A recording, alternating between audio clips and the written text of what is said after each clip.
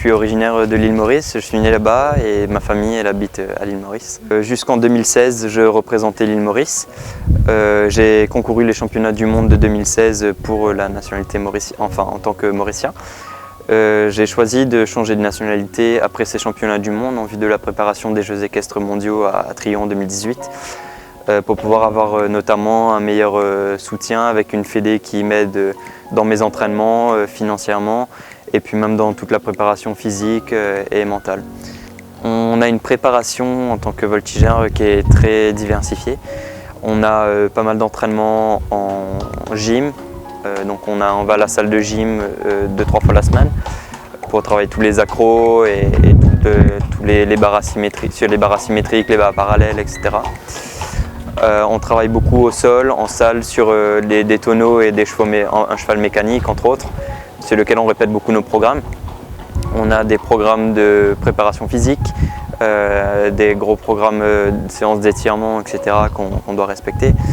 Donc c'est à peu près, en quotidien, c'est à peu près 30 heures par semaine d'entraînement. Je fais des études de kinésithérapie.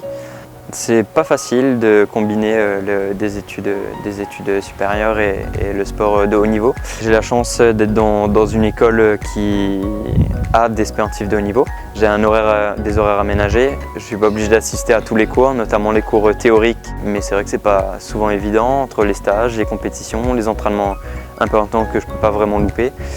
Et pour le moment, ça a l'air de se passer plutôt bien.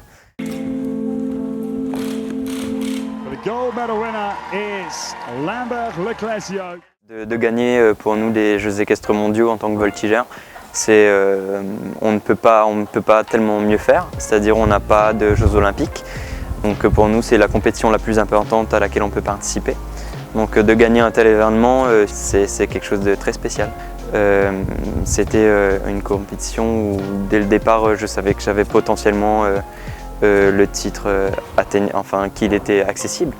Donc la pression à gérer n'est pas du tout la même et c'est vrai que voilà, c'est une pression très difficile à gérer pendant une compétition et quand tout se passe bien et que tu finis sur la première marche du podium avec des programmes qui se finissent très bien, tu es forcément très ému et très content du travail et tu revois toutes les heures et les heures que tu as passées à t'entraîner et à vraiment faire des sacrifices, mettre plein de choses de côté. C'est la plus belle des récompenses.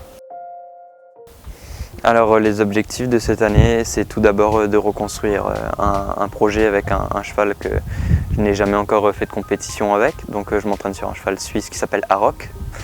On fera notre premier concours sur le CV de Saumur ensemble, le temps que moi j'arrive de mon côté à retrouver des chevaux et à reformer des chevaux pour ma fin de carrière. Pour les championnats d'Europe de cette année, 2019, je suis déjà qualifié.